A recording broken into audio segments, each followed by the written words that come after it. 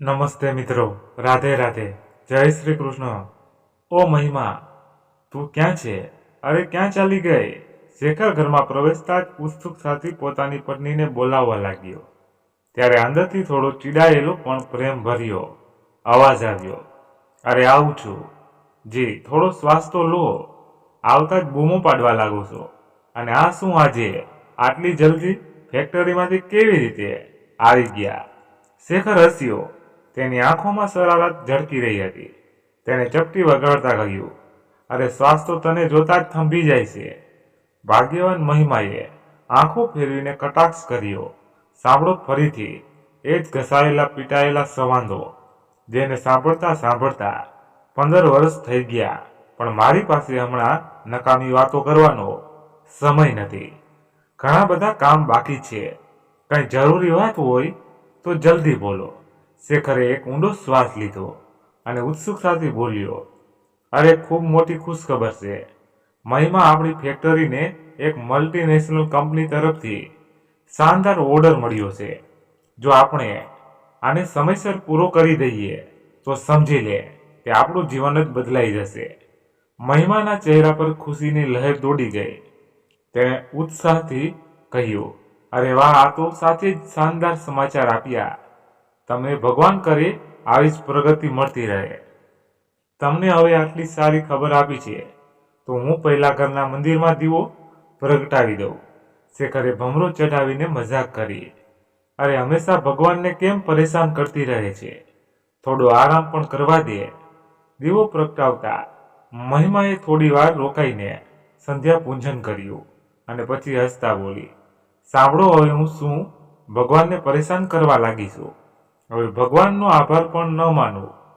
આપણી મહેનત રંગ લાવી છે તો એ તેમના આશીર્વાદનું જ ફળ છે। ને શેખરે પ્રેમ ભરી નજરે તેને જોઈ અને ધીમા સ્વરે કહ્યું, અરે ભાગ્યવાન, મારું જીવન તો એ જ દિવસે સુધરી ગયું હતું જ્યારે તું મારા જીવનમાં આવી હતી। તું ના હોત તો ન જાણે મારું શું થાય। મહિમાએ એક સ્મિત સાથે ચપટી વગાડી, અરે વાહ, એમ કહો છો જાણે હું ન મળી હોત તો જનાબ કુંવારા જ બેસી રહે। હું ના હોત તો કોઈ બીજી હોત। શેખરે તરત જ જવાબ આવ્યો, પણ એ તારા જેવી થોડી હોત। આટલી સમજદાર, આટલી પ્યારી અને આટલી ભાગ્યશાળી પત્ની દરેકને થોડી મળે। મહિમાએ હસતા માથું હલાવ્યું અને બોલી, વાતો બનાવી તો કોઈ તમારી પાસેથી શીખે, પણ સાંભળો, મારી પાસે આટલી ફુરસત નથી કે તમારી મીઠી મીઠી વાતો સાંભળતી રહું। અરે હા, વાતોમાં હું ભૂલી જ ગઈ કે મારે છત પરથી કપડાં ઉતારવા જવાશે। શેખરે જવાબ આપ્યો, કપડાં ઉતારવા જવાશે તો ચાલો, ત્યાં સુધી હું ચા બનાવી દઉં। પછી ના કહેતી કે તારો પતિ તારી મદદ નથી કરતો। મહિમા હસી પડી અને માથું હલાવતા છત તરફ આગળ વધી। શેખરે હસતા મુખે પોતાના અને પોતાની પત્ની માટે ચાનું પાણી ચઢાવ્યું। મહિમા છત પર પહોંચી તો ઠંડી હવા સાથે હળવું અંધારું થવા લાગ્યું હતું। તેણે ઝડપથી દોરી પરથી કપડાં ઉતારવાનું શરૂ કર્યું। ત્યારે તેની નજર છતના એક ખૂણે પડી। ત્યાં 2-3 નાના નાના કાગળના ગોટા પડેલા હતા। પહેલા તો તેને ધ્યાન ન આવ્યું, પણ જ્યારે તેણીએ એકને ઉપાડીને જોયું કે તે કોઈ પથ્થરમાં લપેટાયેલો હતો તો તેનું માથું ઠણક્યું।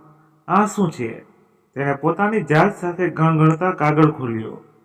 કાગળ પર ઉતાવળમાં લખેલા શબ્દો જોઈને તેના પગ નીચેથી જમીન સરકી ગઈ। મને મદદ કરો। મહિમાના શ્વાસ ઝડપી થઈ ગયા। તેણે ગભરાઈને બાકીના કાગળો ઉપાડ્યા। બીજા કાગળ પર લખ્યું હતું, ખૂબ ભૂખ લાગી છે, અને ત્રીજા પર કૃપા કરી મને મદદ કરો। મહિમાએ ઝડપથી ચારેય બાજુ નજર ફેરવી, પણ બધું સામાન્ય હતું। ગલીમાં એકાદ બે લોકો પસાર થઈ રહ્યા હતા। દૂર કોઈ ઘરમાંથી ટીવીનો ધીમો અવાજ આવતો હતો, પણ કોઈ શંકાસ્પદ વસ્તુ નજરે ન પડી। આ શું થઈ રહ્યું છે? મહિમાના ચહેરા પર આશ્ચર્ય છવાઈ ગયું। સૌથી વિચિત્ર વાત એ હતી કે તેને આ વિસ્તારમાં આવે માત્ર 2 મહિના જ થયા હતા। તે અહીં કોઈને ઓળખતી નહોતી। આસપાસના લોકો સાથે માત્ર ઔપચારિકતા વાતો જ થઈ હતી। તો આ કાગળ કોણ ફેંકી રહ્યું હતું અને કેમ? હવે તેનાથી રોકાયું નહીં. તેણે તરત જ છતની કિનારે જઈને નીચે ઝૂકીને જોયું અને ચારેય તરફ નજર ફેરવી. તેનું દિલ જોર જોરથી ધડકવા લાગ્યું. તે કોઈ અણબનાવની આશંકાથી ઘેરાઈ ગઈ. ઝડપથી કપડાં સમેટીને તે નીચે ઉતરી અને સીધી શેખર પાસે પહોંચી. શેખર ત્યાં સોફા પર બેઠો ચાની ચુસકીઓ લઈ રહ્યો હતો. તેને જોતા જ તેણે હસીને કહ્યું, આવી ગયા મેડમ, લો તમારી ચા પણ તૈયાર છે. બોલો, તમારા પતિની સેવાથી ખુશ છો કે નહીં? પણ મહિમાના ચહેરા પર જે ગભરાટ હતી તેણે શેખરને ચોંકાવી દીધો. અરે શું થયું? આટલી ગભરાયેલી કેમ છે? મહિમાએ ધ્રુજતા હાથે કાગડો તેની સામે મૂક્યા. આ જુઓ, છત પરથી મળ્યા છે. કોઈએ પથ્થરોમાં લપેટીને ફેંક્યા છે. શેખરે ભમરો ચડાવીને કાગડો ખોલ્યા અને વાંચવા લાગ્યો.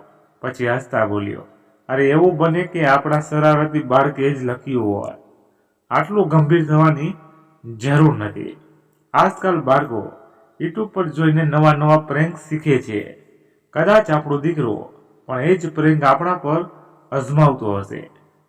મહિમાએ ઝટકાથી માથું હલાવ્યું. ના શેખર, આ મજાક ન હોઈ શકે. હું મારા બાળકના હસ્તાક્ષર ઓળખું છું. અને પછી આ વાત કેટલી વિચિત્ર છે. કોઈ આવી રીતે પત્રોમાં લપેટીને મદદની ગુહાર કેમ લગાવશે?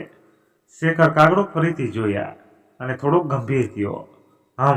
વાત તો સાચી કહે છે, પણ એવું બને કે આસપાસના કોઈ બાળકે રમત રમતમાં ફેંકી દીધા હોય.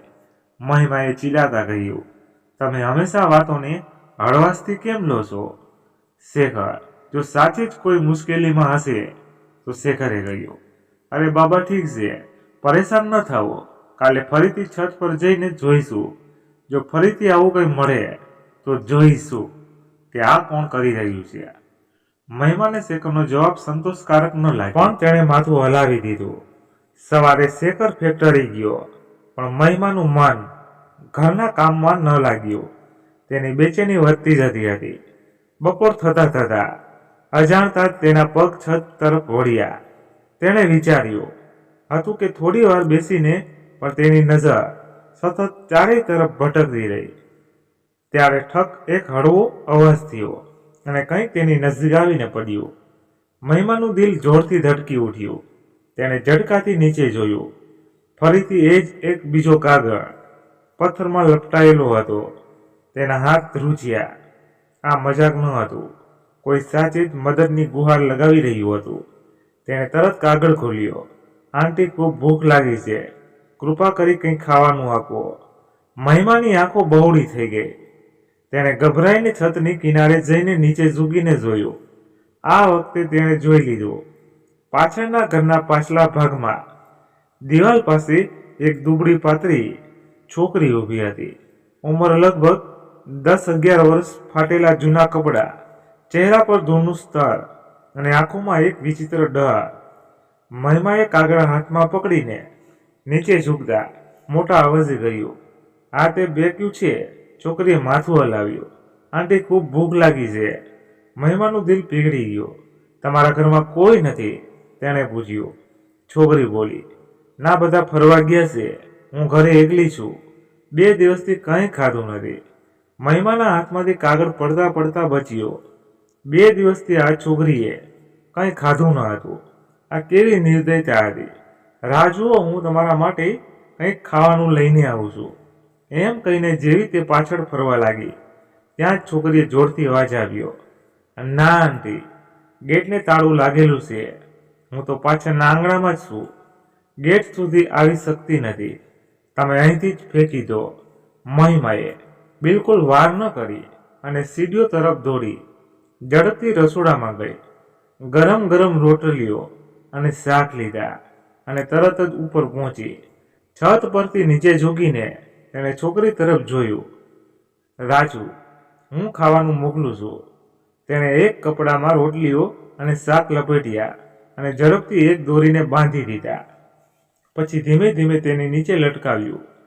છોકરીએ ઝડપથી ખાવાનું પકડ્યું અને તરત જ ખાવા લાગી, જાણે મહિમાઓની ભૂખ હોય. દરેક કોળીઓ સાથે તેની આંખોમાં રાહત ઝળકી રહી હતી. મહિમા છત પરથી તેને જોતી રહી અને ન જાણે કેમ તેની આંખોમાં આંસુ આવી ગયા. હે ભગવાન, આ છોકરી કેવી હાલતમાં જીવે છે.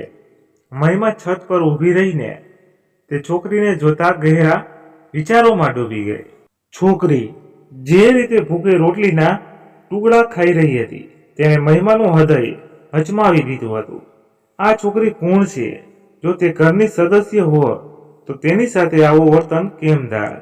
અને જો નોકરાણી હોત તો આટલી નાની ઉંમરે તેને આવી રીતે એકલી કેમ છોડી દેવામાં આવી? આ સવાલો મહિમાના મગજમાં હથોડાની જેમ ગૂંજતા હતા. મહિમાનું મન બેચેન થઈ ઉઠ્યું. તે આખી રાત પડખા બદલતી રહી, પણ ઊંઘ માઇલો દૂર હતી. જ્યારે પણ આંખો મીચતી તો એ જ માસૂમ છોકરીનો ચહેરો સામે આવી જતો. સવાર થયું, પણ તેનું મન ઘરમાં કોઈ કામમાં ન લાગ્યું. બપોર થતાં તે ફરી રસોડામાં ગઈ. ગરમ ફુલકા શેક્યા, શાક સાથે થોડી મીઠાઈ પણ રાખી અને ઝડપથી ઉપર છત પર ગઈ. પણ નીચે ઝાંકતા જ તેનું દિલ ધડકી ગયું. એ છોકરી ત્યાં ન હતી. બેટા સાંભળો, ક્યાં છો? કોઈ જવાબ ન આવ્યો. પછી અચાનક તેની નજર આંગણાના ખૂણામાં પડી. ટીનના છાપરા નીચે કદાચ તે છૂતી હતી. મહિમાએ ધીમે ધીમે દોરી નીચે અટકાવી અને ખાવાનું તેની પાસે પહોંચાડી દીધું. પછી ત્યાં જ ઊભી રહીને જોતી રહી, પણ છોકરી હલી પણ નહીં. મહિમાનું મન અજીબ ગભરાટથી ભરાઈ ઉઠ્યું. આટલી ગાઢ નીંદર તે ઠીક તો છે ને? સાંજ પડવા લાગી તો એ ઘરની બત્તીઓ એક એક કરીને ઝગમગવા લાગી. મહિમાએ હળાટનો શ્વાસ લીધો, એટલે કે ઘરના લોકો પાછા આવી ગયા હતા. જેવી છોકરીએ અંદરથી લોકોનો અવાજ સાંભળ્યો, તે ઝટકાથી ઊભી થઈ અને દોડીને ઘરની અંદર ચાલી ગઈ. ચાલો, ઓછામાં ઓછું હવે તેને પેટભર ખાવાનું તો મળશે. તેણે પોતાની જાતને તસલ્લી આપી અને નીચે આવી ગઈ. રાત્રે જમવાના સમયે મહિમાએ જેવી ખાવાની થાળી ઉપાડી, શેખરે ચપટી વગાડતા કહ્યું, તો આખરે આપણી શ્રીમતીજી હસી જ પડ્યા નહીં? તો 2 દિવસથી એ છોકરીની ચિંતામાં તો સુકાઈને ધૂળ થઈ ગયા હતા. મહિમાએ તેને ધારી નજરે જોયું. તમે હંમેશા મજાક કેમ કરો છો? હું સાચી જ પરેશાન હતી. શેખર, જરા વિચારો, જો આપણી દીકરી હોત અને તેને આ હાલતમાં રહેવું પડત તો? શેખરે ગંભીરતાથી તેની તરફ જોયું. સાચું કહો છો, પણ હવે તો તેના ઘરવાળા આવી ગયા છે ને ઓછામાં ઓછું હવે તે ભૂખી તો નહીં સૂવે. મહિમાએ ધીમેથી માથું હલાવ્યું. હા, પણ શેખર, મને હજુ પણ કંઈ બરાબર નથી લાગતું. એ છોકરી ત્યાં ખુશ નથી. શેખરે તેની વાતને હળવાશથી લેતા કહ્યું, અરે વધારે ન વિચાર. એવું બની શકે કે તે કોઈ નાના શહેર કે ગામડામાંથી આવ્યું હોય અને શહેરના નવા માહોલમાં ગોઠવાઈ ન શકતી હોય. મહિમાને શેખરની વાતમાં તર્ક તો દેખાયો, પણ તેના મનની બેચેની ઓછી ન થઈ. બીજે દિવસે ફરી મહિમા રોજની જેમ છત પર આવી, પણ આજે તેનું ધ્યાન પહેલા કરતાં વધુ સળતક હતું. તે જાણવા માંગતી હતી કે છોકરી સાથે શું થઈ રહ્યું છે. નીચેનું દ્રશ્ય બદલાયેલું હતું. આજે છોકરી ગઈકાલની જેમ આંગણામાં બેઠી નહોતી હતી. તે આખા ઘરમાં આમ તેમ ફરતી હતી. ક્યારેક ઘરના નાના મોટા કામ નિપટાવતી હતી, તો ક્યારેક કોઈના બોલાવવાથી દોડીને અંદર ચાલી જતી. થોડી વાર પછી થાકીને તે પાછળના આંગણામાં આવીને બેસી ગઈ.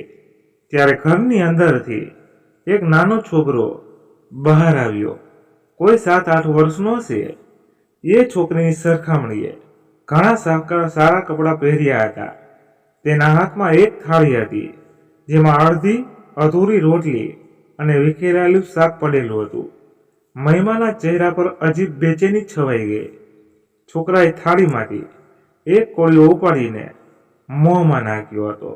પછી જેવો તે છોકરી પાસે પહોંચ્યો તો તેણે પોતાની થાળી જોરથી તેની સામે પટકી દીધી. એ છોકરીના ચહેરા પર ખુશી ઝળકી ઉઠી. જેવી તેણે થાળી ઉપાડી અને ખાટલા તરફ જવા લાગી, અચાનક તેનો પગ લપસી ગયો. તે જમીન પર પડી ગઈ અને તેની સાથે થાળીમાં બધું ખાવાનું માટીમાં વિખરાઈ ગયું. છોકરી હેરાન રહી ગઈ.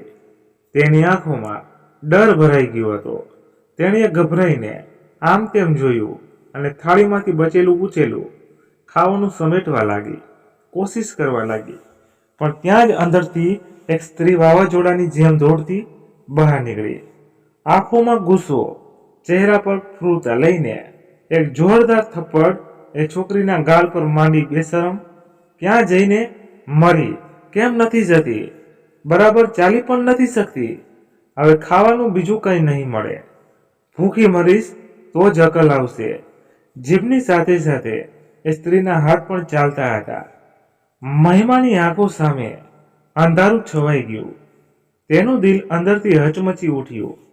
બસ, તેનું કાળજું ફાટવા લાગ્યું.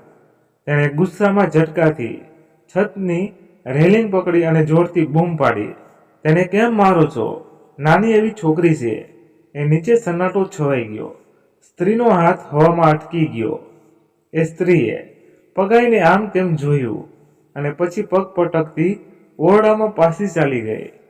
મહિમાની ચીખથી ગલીમાં થોડી પડો માટે સન્નાટો છવાઈ ગયો હતો. પણ આશ્ચર્યની વાત એ હતી કે આટલી માર ખાધા પછી પણ છોકરીના ગળામાંથી એક પણ અવાજ ન નીકળ્યો. તેની નાની નાની આંખોમાં દર્દ અને એક અજીબ ખાલીપણું હતું, જાણે તે આ તકલીફની આદત થઈ ગઈ હોય. તેણીએ કોઈ વિરોધ ન કર્યો, કોઈ ફરિયાદ ન કરી. ધીમે ધીમે પોતાના મેલા ફાટેલા ફ્રોકથી આંખો લૂસી અને કંઈ બોલ્યા વિના જમીન પર પડેલી રોટલી ઉપાડવા લાગી. રોકાઈ જા, મહિમાએ કહ્યું. છોકરીનો હાથ તંબી ગયો. તેણે ડરેલી આંખોથી ઉપર જોયું.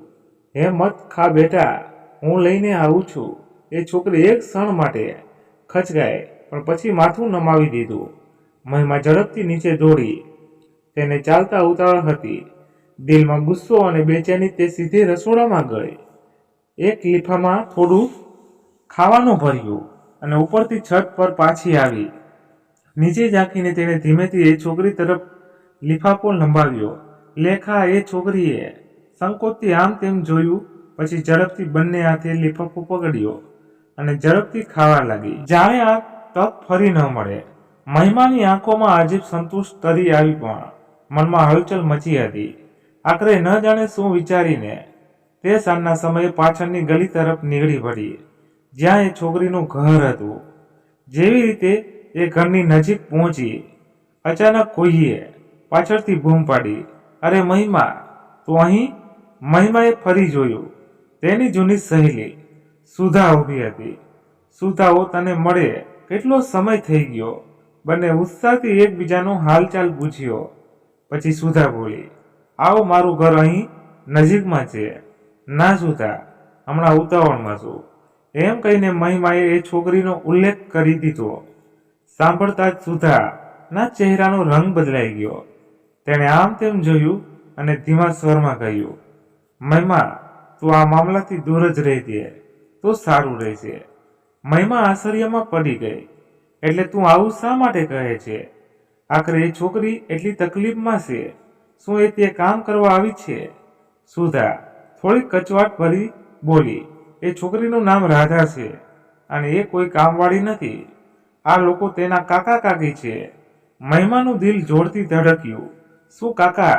હા, ક્યારે આ પણ પોતાના મમ્મી પપ્પાના છાયામાં લાડમાં ઉછળતી હતી. પણ લગભગ 2 વર્ષ પહેલા તેના માતા પિતાનું એક અકસ્માતમાં મૃત્યુ થઈ ગયું. એ સમયે તેના કાકા કાકીએ સૌની સામે મોટી શાનથી કહ્યું હતું કે તેઓ તેની સંભાળ રાખશે. સગા સંબંધીઓએ પણ તેમની વાતો પર ભરોસો કરી લીધો. પણ અસલી ખેલ તો પછી શરૂ થયો. કેવો ખેલ? મહિમાએ પૂછ્યું. તેના મમ્મી પપ્પાનું એક નાનું ઘર હતું, પણ કાકા કાકીની તેના પર નજર હતી. ઘર સહિત એ છોકરીના પાકની દરેક વસ્તુ હડપવા માટે જ તેમણે તેને પોતાની પાસે રાખવાનો નિર્ણય કર્યો. અને હવે જેને દીકરીની જેમ પાળવી જોઈતી હતી, તેને નોકરાણી બનાવી દીધી છે. મહિમાનું લોહી ઉકળી ઉઠ્યું. આ લોકો માણસો છે કે રાક્ષસો? રાક્ષસો જ સમજો, સુધાએ કડવાશથી કહ્યું. આખો દિવસ તેની પાસે ઘરના બધા કામ કરાવે છે અને બદલામાં ખાવાનું પણ પૂરું આપતા નથી.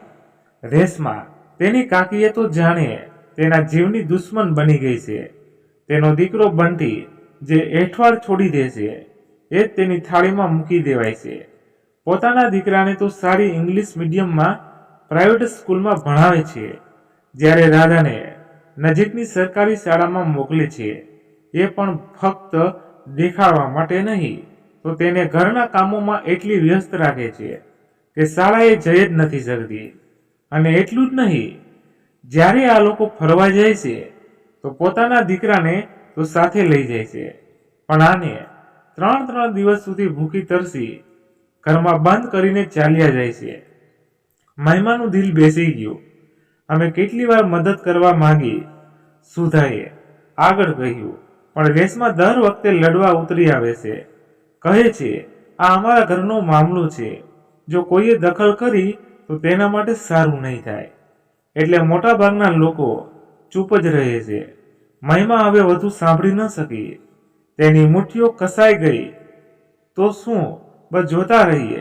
આ અન્યાય આમ જ ચાલતો રહેશે. સુધા ચૂપ રહી, પણ મહિમાના મગજમાં હલચલ મચી ગઈ હતી. હવે તે ત્યાં વધુ ન રોકાઈ. સીધી ઘરે આવીને શેખરને બધી વાત કહી દીધી. મહિમાની વાતો સાંભળીને શેખર પણ ગુસ્સાથી ભરાઈ ઉઠ્યો. આ તો હદ જ થઈ ગઈ. મહિમા, આ મામલામાં પોલીસને સામેલ કરવી પડશે. મહિમાના દીકરાએ પણ સંમતિ આપી. આ પપ્પા, આપણે પોલીસને જણાવવું જોઈએ. બીજે દિવસે સવારે શેખરે ફોન કરીને પોલીસને જાણ કરી. થોડી જ વારમાં પોલીસ આવી પહોંચી. જ્યારે પોલીસ એ ઘરમાં પહોંચી, રેશમા અને તેના પતિની હાલત જોવા જેવી હતી. તેઓ પોલીસને જોઈને સકપાઈ ગયા. ઇન્સ્પેક્ટર કડક લહેજામાં પૂછ્યું, ક્યાં છે એ છોકરી? રેશમા હડબડાઈ ગઈ. કઈ છોકરી? એ છોકરી જેને તમે લોકોએ કામવાળી બનાવીને રાખી છે. અરે ના ઇન્સ્પેક્ટર સાહેબ, તમને કોઈએ ખોટી ફરિયાદ કરી છે. અમે તો આને દીકરીની જેમ રાખીએ છીએ. મહિમાથી આ જૂઠું સહન ન થયું. દીકરીની જેમ કોણ પોતાની દીકરીને ભૂખી રાખે છે? કોણ પોતાની દીકરીને નોકરાણી બનાવીને રાખે છે? એટલી નિર્દયતાથી મારે છે. આ દરમિયાન ગલીના લોકો પણ એકઠા થઈ ગયા. પડોશીઓએ પણ આગળ આવીને કહ્યું કે રાધાને કેવી રીતે હેરાન કરવામાં આવતી હતી. રેશમાની હવા બંધ થઈ ગઈ. તે પહેલા પોલીસને ગેરમાર્ગે દોરવા લાગી. અરે આ બધું જૂઠું છે. આ ગલીના લોકો અમારાથી બળે છે. અમારી છોકરી છે, અમે તેને કેવી રીતે હેરાન કરીએ? પણ પોલીસે જ્યારે રાધાને જોઈ, તેના શરીર પર ઈજાના નિશાન, દુબળી પાતળી દેહ, ડરતી ધ્રુજતી આંખો જોઈને બધું સત્ય સામે આવી ગયું હતું. ગલીમાં ઉભેલા લોકો પણ ગુસ્સામાં હતા. ઓછામાં ઓછું આ છોકરી સાથે માણસો જેવું તો વર્તન કરવું. એક પડોશી બોલ્યો. રાધાની હાલત જોઈને ઇન્સ્પેક્ટરનો ચહેરો સખત થઈ ગયો. પોલીસને સમજાઈ ગયું હતું કે મામલો ગંભીર છે. ઇન્સ્પેક્ટરે કડક અવાજે કહ્યું, છોકરીને લઈને ચાલો, હવે અહીં નહીં રહે. રેશમા ધ્રુજી ગઈ. તેનો પતિ પણ પોલીસની સામે ઘૂંટડે બેસી ગયો. સાહેબ, ભૂલ થઈ ગઈ. અમે આગળથી ધ્યાન રાખીશું. અમને માફ કરી દો. રેશમા પણ રડવા લાગી. સાહેબ, અમારી બદનામી થઈ જશે. જે થયું તેના માટે માફ કરી દો. પરંતુ પોલીસ ઇન્સ્પેક્ટરે સખ્તાઈથી દેખાડતા કહ્યું, કાર્યવાહી તો કરવામાં આવશે. પોલીસે રાધાને પોતાની સુરક્ષામાં લઈ લીધી અને સાથે તેના કાકા કાકીને પોતાની હિરાસતમાં લઈ લીધા. મહિમાએ જ્યારે રાધાને પોલીસ જેબમાં બેસતી જોઈ તો તેની આંખો ભરાઈ આવી. પોલીસના જતા પછી બધા લોકો પોતપોતાના ઘરે પાછા પડ્યા. પણ થોડી વાર બાદ ખબર પડી કે પોલીસવાળાઓએ તેમને છોકરી સહિત ઘરે પાછા મોકલી દીધા. આના પર મહિમા અને શેખર આશ્ચર્યમાં પડી ગયા. દરઅસલ રાધાના કાકા કાકીએ પોલીસવાળાઓને લાંચ આપીને મામલો ત્યાં જ નિપટાવવાનું કહી દીધું, જેના કારણે પોલીસે કોઈ સખત કાર્યવાહી ન કરી. મહિમાના મનમાં હલચલ મચી ગઈ. મહિમા સહિત બધા પડોશીઓ સમજી ગયા હતા કે પોલીસવાળાઓએ થોડા પૈસાની ખાતર પોતાનું ઇનામ વેચી દીધું છે. શેખરે તેના ચહેરા પર છવાયેલી ચિંતા ભાંપી લીધી. હવે ચિંતા ન કર મહિમા, આટલું બધું થયા પછી એ લોકો રાધા સાથે કંઈ ખોટું કરવાની હિંમત નહીં કરે. આશા તો એવી જ છે, પણ તો પણ ન જાણે કેમ મન બેચેન છે. મહિમાએ કહ્યું. શેખરે પ્રેમથી તેનો ખંભો થપથપાવ્યો. ઘણું થઈ ગયું, વિચારવું, હવે થોડો આરામ કર. મહિમાએ સંમતિ આપી અને રસોડા તરફ આગળ વધી કે ત્યાં જ તેનો મોબાઈલ વાગી ઉઠ્યો. તેણે સ્ક્રીન પર નજર નાખી. ભાઈનો ફોન હતો. હેલો ભાઈ.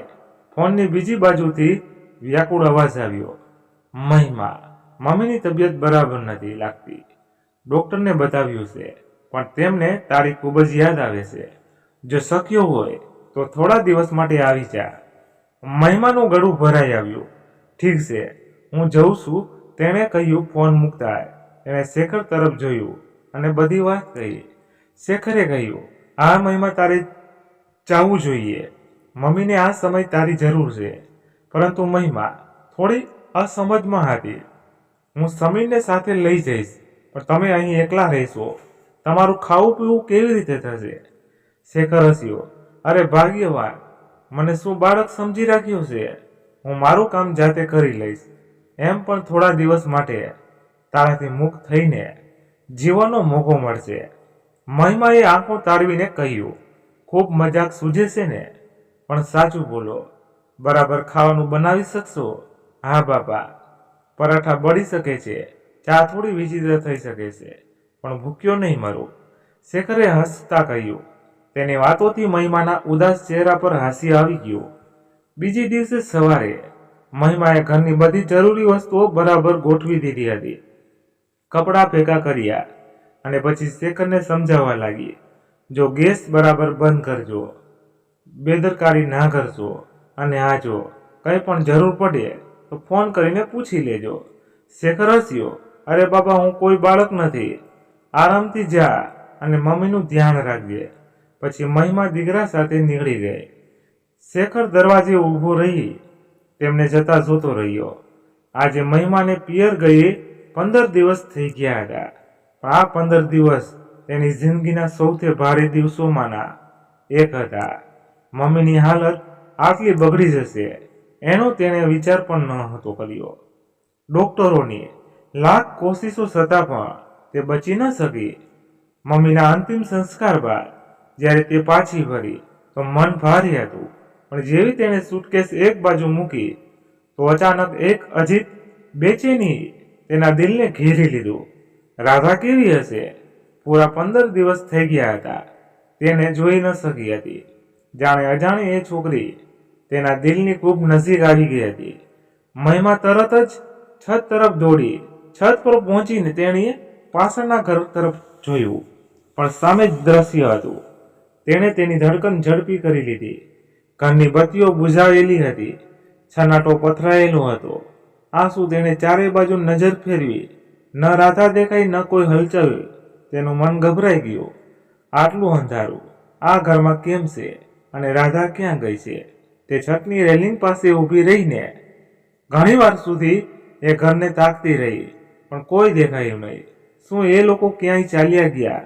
પણ અચાનક કોઈને કહ્યા વિના એક વિચિત્ર ડર તેના મનમાં બેસી ગયો હતો. ઘણીવાર રાહ જોયા છતાં પણ જ્યારે કોઈ હલનચલન ન દેખાય તો તે બેચેનીમાંથી નીચે આવવા લાગી. ત્યાં ડોરબેલ વાગી. મહિમા ઝડપથી નીચે આવી. ત્યાં સુધી શેખરે દરવાજો ખોલી દીધો હતો. મહિમાએ આવીને જોયું કે તેની સહેલી સુધા અને પડોશની કેટલીક બીજી સ્ત્રીઓ ઊભી હતી, જેઓ તેની મમ્મીના નિધન પર શોક વ્યક્ત કરવા આવી હતી. મહિમાએ તેમને નમ્રતાથી અંદર બોલાવ્યા. બધા વાતચીત કરવા લાગ્યા અને મહિમાની મમ્મીના મૃત્યુ પર અફસોસ વ્યક્ત કરવા લાગ્યા. પરંતુ મહિમાનું મન હવે રાધામાં અટવાયેલું હતું. વાતોમાં જ તેણે પૂછી લીધું કે પાછળના ઘરમાં કોઈ દેખાતું નથી. શું એ લોકો ક્યાંય બહાર ગયા છે? એટલું સાંભળતા જ શ્રીમતી વર્માએ આશ્ચર્યથી કહ્યું, અરે તને ખબર નથી, એ લોકો તો 4-5 દિવસ પહેલા આ ઘર છોડીને ચાલ્યા ગયા. મહિમાને જાણે કરંટ લાગ્યો. શું ચાલ્યા ગયા? આ પણ ક્યાં ગયા એ કોઈને ખબર નથી. રાતોરાત પેકિંગ કરીને નીકળી ગયા. કોઈને કંઈ કહ્યું પણ નહીં. મહિમાનું કાળજું ધમકારું ચૂકી ગયું. વાતચીત બાદ જ્યારે બધી સ્ત્રીઓ ચાલી ગઈ તો મહિમાની બેચેની વધી ગઈ. રાધા ચાલી ગઈ. તેનું મગજ આ વાતને માનવા તૈયાર જ ન હતું. તેણે કંઈ વિચાર્યા વિના ફરી છત તરફ દોડી લગાવી. છત પર પહોંચતા જ તેની આંખો બેચેનીથી છતનું નિરીક્ષણ કરવા લાગી. શું રાધાએ કોઈ કાગળ છોડ્યું હશે? શું તેને ફરી મદદ માંગી હશે? પણ તેને કંઈ દેખાયું નહીં. મહિમાનું દિલ બેસી ગયું. તે ધીમે ધીમે સીડીઓ તરફ આગળ વધવા લાગી. પણ ત્યાં જ તેની નજર છતના ખૂણા પર પડી. ત્યાં ઢગલાબંધ કાગળના ટુકડા વિખેરાયેલા હતા, જે કદાચ રાધાએ નાના નાના પથ્થરોમાં લપેટીને ફેંક્યા હશે અને હવાને કારણે કાગળ અલગ અલગ થઈને છતના ખૂણામાં એકઠા થઈ ગયા હતા. મહિમા ઉતાવળમાં કાગળો તરફ આગળ વધી. એક એક કરીને તેણે એ કાગળ ઉપાડ્યા અને વાંચવા લાગી. આંટી, તમે ક્યાં છો? આંટી, કાકીએ મને આજે ખૂબ મારી. આંટી, આ લોકો મને મારી નાખશે.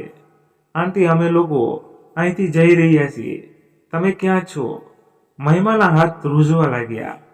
રાધા તેને બોલાવી રહી હતી, તેને શોધી રહી હતી, પણ તે ત્યાં નહોતી. તેની આંખો સામે અંધારું છવાઈ ગયું. દિલ જાણે બેસતું જતું હતું.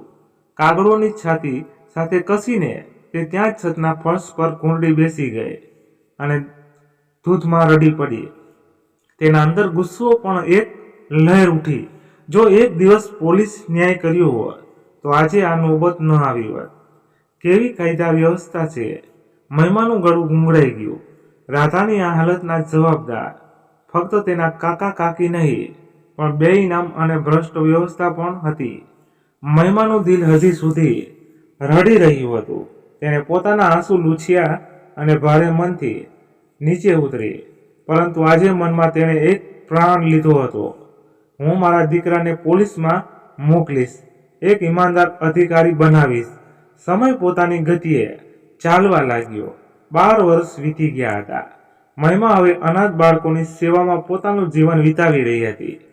રાધાની મદદ ન કરી શકવાનો અપરાધ ભાવ હજી પણ તેના દિલમાં ખૂંચતો હતો, પણ તેણે આ પીડાને પોતાના અંદર કેદ કરવાને બદલે તેને એક નવી દિશા આપી દીધી. તે એવા બાળકોની મદદ કરતી હતી જેનું કોઈ ન હતું. એ દિવસે પણ તે અનાથ આશ્રમથી થાકી હારી ઘરે પહોંચી ફરી હતી. જેવી તેણે દરવાજો ખોલ્યો, અચાનક એક 21-22 વર્ષની છોકરી ઝડપથી આવી અને ઝટકાથી અંદર ઘૂસીને સોફાની પાછળ છુપાઈ ગઈ. મહિમા હકી બકી રહી ગઈ. અરે, તું કોણ છે? તેણે ચોંકીને પૂછ્યું. છોકરી ઝડપથી શ્વાસ લઈ રહી હતી. તેના ચહેરા પર ગભરાટ સ્પષ્ટ દેખાતો હતો. મહિમાએ ધ્યાન આપ્યું. તેણે લગ્નનો જોડો પહેરેલો હતો. અરે, આ છોકરી અહીં કેવી રીતે? મહિમા હજી કંઈ સમજી શકે તે પહેલા દરવાજે જોરથી ટકોરા થયા. મહિમાનું દિલ જોરથી ધડકી ઉઠ્યું. કોણ હશે? તેણે ધીમેથી દરવાજો ખોલ્યો અને સાવધાનીથી બહાર ઝાંક્યું. બહાર 2 અજાણ્યા માણસો ઊભા હતા. તેમના ચહેરા પર ક્રોધ અને અધીરાઈ હતી. તમે કોઈ છોકરીને જોઈ છે? તેમાંથી એક શખ્સે લહેજામાં પૂછ્યું. એ પોતાના લગ્નમાંથી ભાગી છે. લગ્નના પોશાકમાં હતી. મહિમાનું મગજ ઝડપથી દોડવા લાગ્યું. તેણે એક ક્ષણ વિચાર્યું, પછી નિશ્ચયપૂર્વક કહ્યું, જી નહીં, અહીં કોઈ નથી આવ્યું. બંને માણસોએ શંકાસ્પદ નજરે તેની તરફ જોયું, પણ મહિમાને દ્રઢતા આગળ તેઓ કંઈ બોલી શક્યા નહીં. તેઓ પાછા ફરીને જવા લાગ્યા. મહિમાએ એક સેકન્ડ પણ બગાડ્યા વિના દરવાજો બંધ કરીને સાંકળ ચડાવી દીધી. તેણે ધીમેથી છોકરીને અવાજ આપ્યો, બહાર આવો, એ લોકો ચાલ્યા ગયા છે. છોકરી ધીમે ધીમે ધ્રુજતી બહાર આવી અને પછી અચાનક તેણે મહિમાને કસીને ગળે લગાવી લીધી અને ધોધમાર રડી પડી. મહિમા આશ્ચર્યચકિત રહી ગઈ. છોકરીની સિસકીઓ તેના કબ્બાને ભીંજવવા લાગી. મહિમાએ હળવેથી તેનો ચહેરો પોતાના હાથમાં લીધો. બેટા, તું કોણ છે? ક્યાંથી? પણ જેવી તેણે તેનો ચહેરો ધ્યાનથી જોયો, તેના હોઠ ધ્રુજવા લાગ્યા. શબ્દો ગળામાં જ અટકી ગયા. તેની આંખો ફાટીની ફાટી રહી ગઈ. રાધા! છોકરીની આંખોમાંથી આંસુ ફરતા રહ્યા. હા આંટી, હું તમારી રાધા. મહિમાના પગ નીચેથી જમીન સરકી ગઈ. અને આંખો ભરાઈ આવી. જેણે તેને 12 વર્ષ પહેલા ગુમાવી દીધી હતી, જેના જાણે ક્યાં નર્કમાંથી પસાર થઈ હશે, તે આજે અચાનક તેની જિંદગીમાં પાછી આવી ગઈ હતી. ફરીથી તેની બાહોમાં સિસકી ઉઠી. મહિમાએ તેના આંસુ લૂછ્યા અને તેને પાસે બેસાડી. બેટા, પાણી પી અને કહે, આ બધું શું છે? તું અહીં કેવી રીતે? આ લગ્નનો જોડો અને આ લોકો કોણ હતા? મહિમાએ તેની લાલ થઈ ગયેલી આંખોમાં જોયું, જે છેલ્લા કેટલાય વર્ષોનું દુઃખ સમાવી રહી હતી. રાજાએ ધ્રુજતા હાથે ગ્લાસ પકડ્યો. તે હજી પણ હેડક્યું લઈ રહી હતી. 1 મિનિટ બેટા, કંઈ બીજું કહ્યા વિના તે તરત જ રસોડા તરફ આગળ વધી ગઈ. રાધાને જોઈને તેનું દિલ ટુકડે ટુકડા થઈ રહ્યું હતું. ન જાણે ક્યારથી ભૂખી હશે, ન જાણે કેટલી તકલીફો સહન કરી હશે. ઝડપથી તેણે લોટ બાંધ્યો, શાક ગરમ કર્યું અને ગરમ ગરમ રોટલીઓ શેકી. જ્યારે તે થાળી લઈને પાછી આવી તો રાધા તેને જોઈ રહી હતી. તેની આંખોમાં ભૂખ કરતાં વધુ એક તડપ હતી. કોઈ પોતાના મળવાની તડપ, કોઈના સ્નેહની તરસ. મહિમાએ ધીમેથી કહ્યું, આવું ખાવાનું ખા. રાધા હિંચકી જાય, પણ મહિમાએ તેને પાસે બેસાડીને પોતાના હાથે પહેલો કોળિયો તેના મોંમાં મૂક્યો. જેવો રોટલીનો ટુકડો તેના ગળેથી નીચે ઉતર્યો, તેની આંખો ફરીથી ભરાઈ આવી.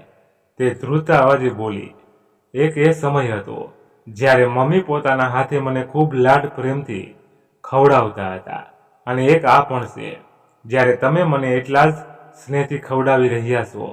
નહીં તો કાકા કાકીના હાથે તો બસ માર જ મળ્યો છે. આંટી, ફક્ત માર. મહિમાનું દિલ ફરી ભરાઈ આવ્યું. હું મારા આ જીવનથી એટલી કંટાળી ગઈ છું કે કેટલી વાર મન થયું કે ક્યાંક જઈને કોઈ નદી કે નહેરમાં બસ. મહિમાએ ઝટકાથી તેના મોં પર હાથ મૂકી દીધો. આજ પછી આવી વાત તારી જીભ પર પણ ના લાવતી. રાધાના આંસુ હવે સતત વહેવા લાગ્યા. મહિમાએ તેનું માથું પોતાના ખોળામાં મૂક્યું અને પ્રેમથી સહેલાવા લાગી. બેટા, તું નથી જાણતી તું કેટલી હિંમતવાળી છે. રાધા ધીમેથી બોલી, આંટી, હું વર્ણન નથી કરી શકતી કે કાકી મને કેટલી ખરાબ રીતે મારતી હતી. તો પણ જ્યારે દિલ ન ભરાતું તો કાકાને મારી ફરિયાદ લગાવી દેતી, અને પછી કાકા તેનો અવાજ ધ્રુજી ગયો.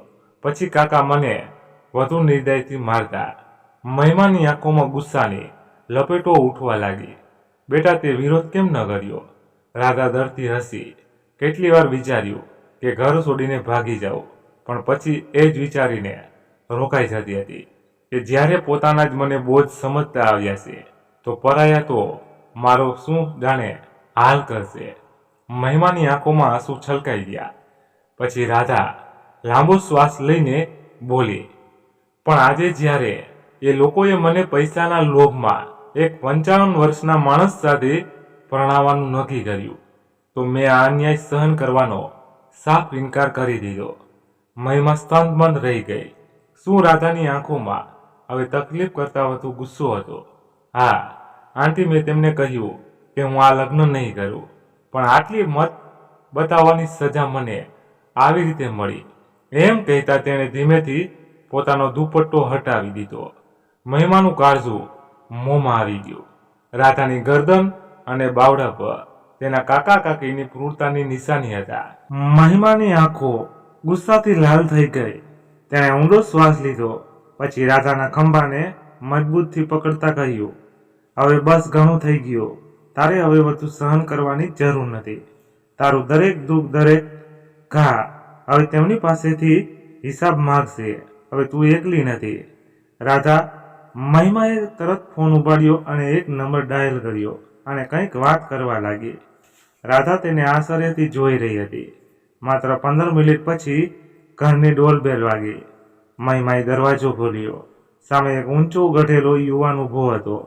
સ્માર્ટ પોલીસની વર્દી પહેરેલો ચહેરા પર આત્મવિશ્વાસ અને આંખોમાં ફોજદાર જેવી શક્તિ. રાધાનો ચહેરો ઝાંખો પડી ગયો. પોલીસ તે ગભરાઈને પાછળ હટી ગઈ. મહિલાએ હસીને તેના ખંભા પર હાથ મૂક્યો. ગભરાઈશ નહીં બેટા, આ કોઈ બીજો નહીં, મારો દીકરો સમીર છે. રાધા અકળાઈ ગઈ. સમીર તમારો દીકરો? મહિમાએ સમીર તરફ જોયું. બેટા, હવે આ મામલો હું તને સોંપું છું. તારે રાધાને ન્યાય અપાવવાનો છે. તમે નિશ્ચિત રહો. મમ્મી, હવે આ લોકો બચી નહીં શકે, સમીરે કહ્યું. બીજે જ દિવસે સમીરે રાધાના કાકા કાકીના બધા કાળા કારનામાની તપાસ શરૂ કરી. રાધાના શરીર પર પડેલા ઘાવોનો મેડિકલ રિપોર્ટ બતાવવામાં આવ્યો. તેમના પડોશીઓના નિવેદનો નોંધાવવામાં આવ્યા. બધાએ સાક્ષી આપી કે તેઓ રાધા સાથે થતો અન્યાય પોતાની આંખે જોઈ ચૂક્યા હતા. સમીરે પોતાની ટીમને મોકલીને તેમના જૂના બેંક ટ્રાન્ઝેક્શન, સંપત્તિના દસ્તાવેજો અને લેવડ દેવડની તપાસ શરૂ કરાવી. થોડા જ કલાકોમાં પુરાવાનો પહાડ ઊભો થઈ ગયો. આટલું બધું સામે આવ્યા બાદ સમીરે ગુસ્સામાં દાંત પીસતા કહ્યું, આ લોકો કાયદાને રમત સમજે છે, પણ હવે અસલી રમત શરૂ થશે. તે પછી રાધાના કાકા કાકીને પૂછપરછ માટે થાણે બોલાવવામાં આવ્યા. પહેલા તો બંને દરેક આરોપને ખોટો ગણાવ્યો અને કહ્યું કે તેઓ રાધાની સારી રીતે સંભાળ રાખતા હતા. પણ જ્યારે બધા પુરાવો તેમની સામે મૂકવામાં આવ્યા તો કાકા કાકીના ચહેરાનો રંગ ઉડી ગયો. તેઓ સમીરના પગે પડીને માફી માંગવા લાગ્યા અને બોલ્યા, અમારી ભૂલ થઈ ગઈ, અમને માફ કરી દો. પણ સમીરે સખ્તાઈથી કહ્યું, હવે માફી નહીં, ન્યાય થશે. પોલીસે બંનેને હિરાસતમાં લઈ લીધા અને તેમની વિરુદ્ધ કોર્ટમાં મુકદ્દમો ચલાવીને પ્રક્રિયા શરૂ કરવામાં આવી.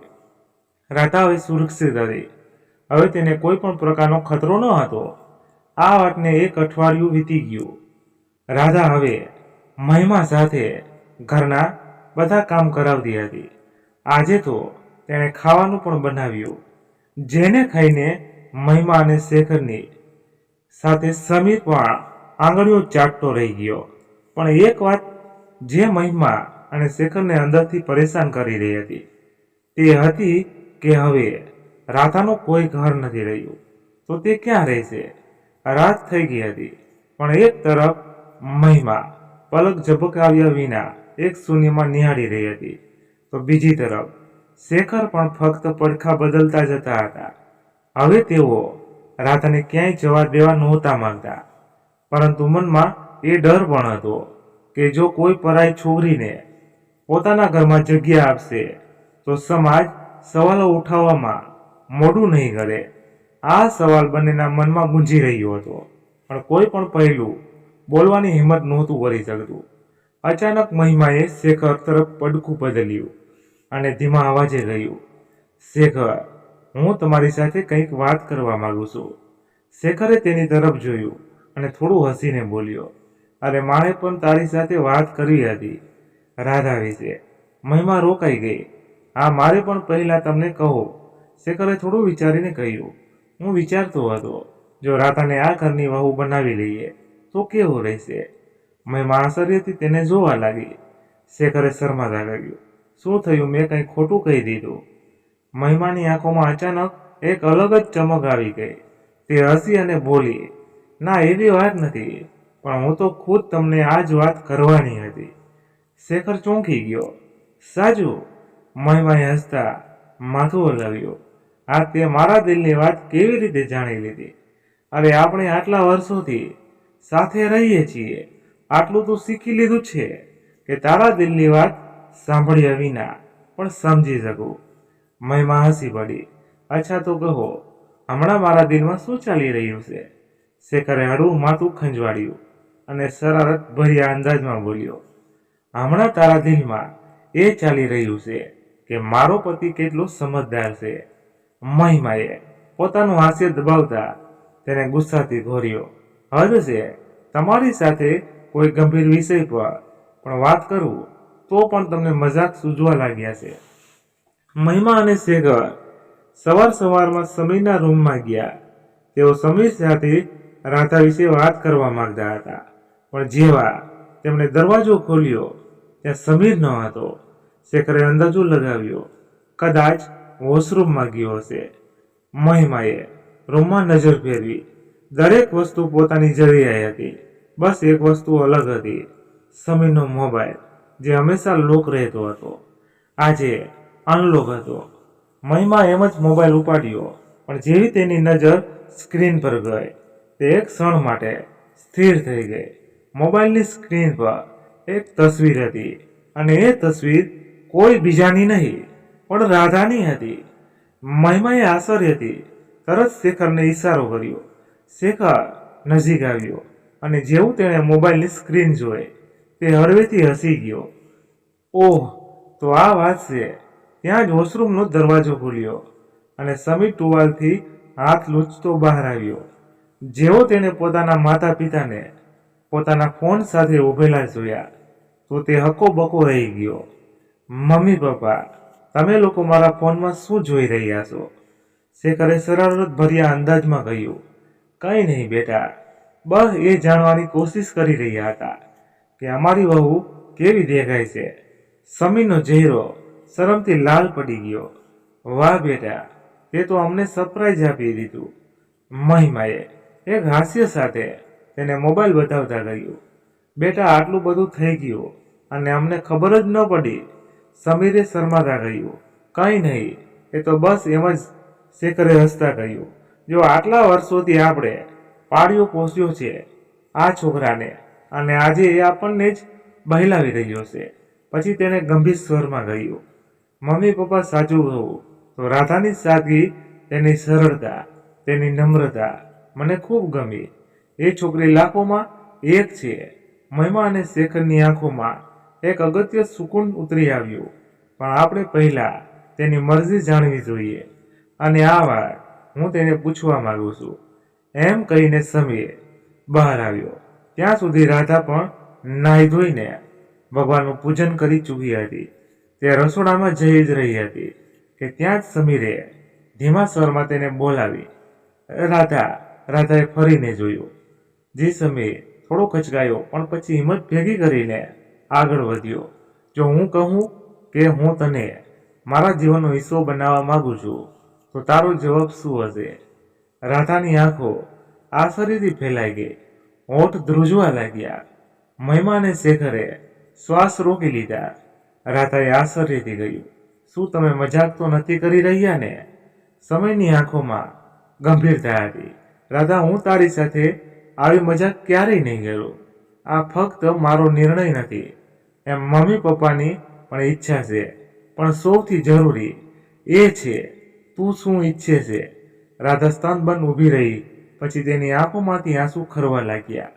મહિમા આગળ વધી અને તેના આંસુ લૂછતા બોલી. બેટા, આ તારું જીવન છે. અમે તારા પર કંઈ નહીં થોભીએ.